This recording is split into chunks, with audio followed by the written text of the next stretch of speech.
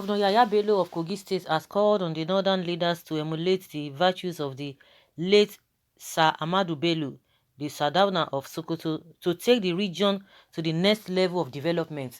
Governor Bello made the call in Government House, Lokoja, yesterday when the delegation of Ahmadu Bello Memorial Foundation, led by former governor of Kano State, Senator Ibrahim Shikarau, paid him a courtesy visit.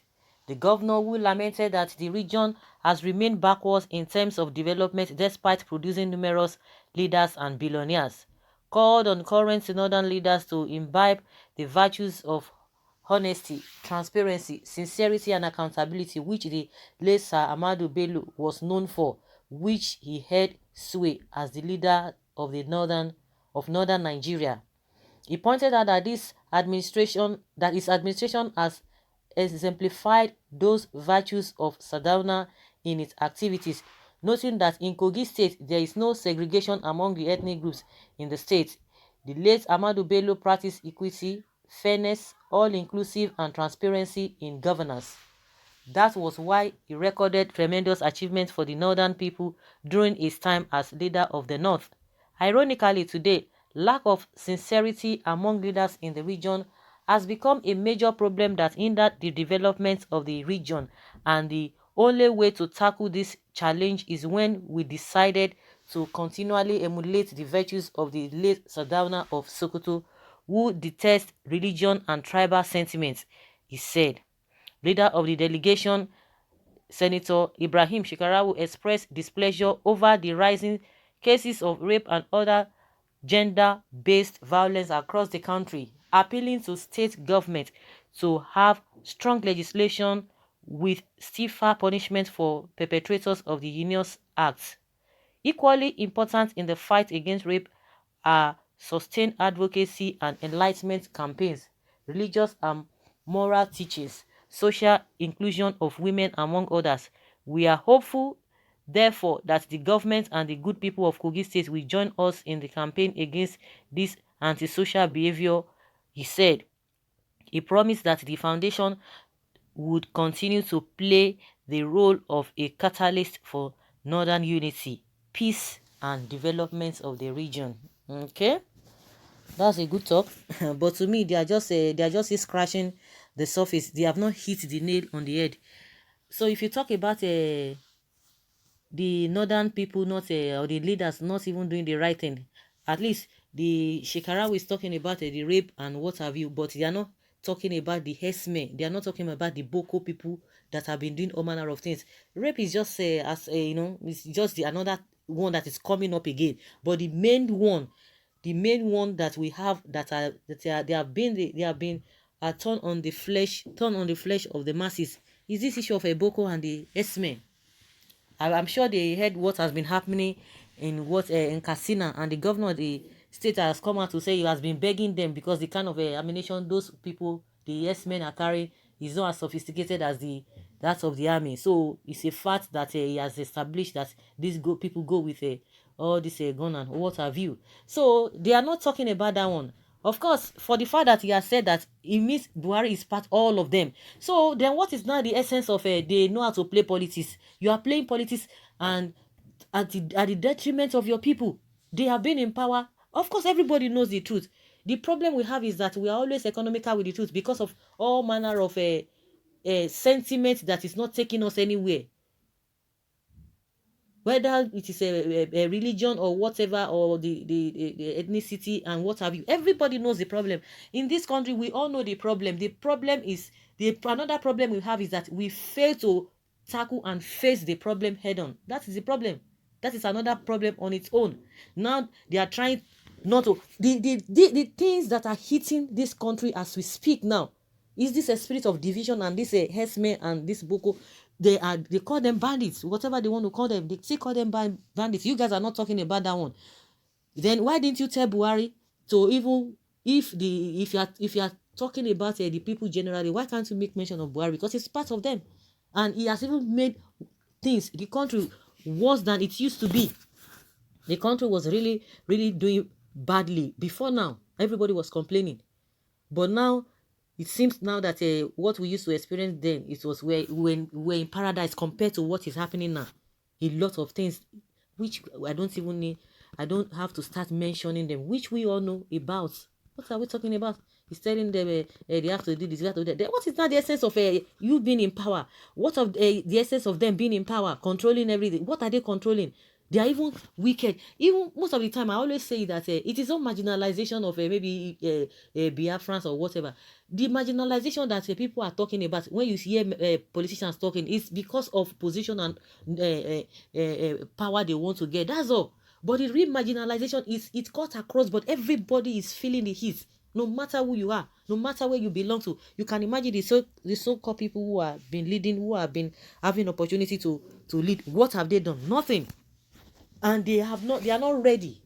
They are not ready to do anything even for their own people. If you say, oh, maybe when you go to the south or to the north, everything is fair, very okay. Oh, these people are really, they are really selfish, that whatever that is supposed to come to the country is going to that place. Everything, the people are well behaved. We don't have all these vices here and there. Oh, when you go to that place, it's just like just like a developed a place or developed region. No, they are even worse off compared to other regions who have not been producing presidents. They are even worse off. So what is not the essence? That is the question these northerners, the people, the masses are not even asking. They have been beclouded with all manner of sentiments that they themselves, they don't even look at themselves. They don't even love themselves to see that the kind of life they are being placed to be living is not worth it. They cannot even challenge their leaders. The question that they ought to have been asking is, why is it that we produce the president? We've had opportunity in the time past, and we are still having the opportunity now. Why is it that meaningful development is not in our place? Of course, maybe they see all of those things as development to them. Maybe most of the time it is the northerners, the southerners that are always crying more than the bereaved. The people who are even hurting, they don't even know you are hurting for them. The southerners are hurting for them. And it just recently they just came out and they just realized that this thing is becoming too much. When the bandits are, they really dealt with them back and forth, back and front. They've dealt with them. They are now coming out to burn Buhari's what is it called, billboard. They are now saying Buhari has failed them, this man has failed them, that their votes are just waste, which they are just waking up from their sleep or from their slumber. They have not been able. The next thing is for them to be able to ask those their leaders, what have you guys been doing with power that you've been having? Like Buhari will ask Baba Sojo, Baba Yabo, where is the light? Where is the money? They should be asking their leaders, then what is the essence of you being there? Because if you are there and we are still suffering like this, that means your being there is just as useless as those who have never had the opportunity of being there. Those whose their leaders have not been opportunity to have to be there, to have the to get the position of this presidency. They are better off 1,000 times, 1,000 times. So that is the next level they need to get to. They need to confront these people. If not, they will continue with that.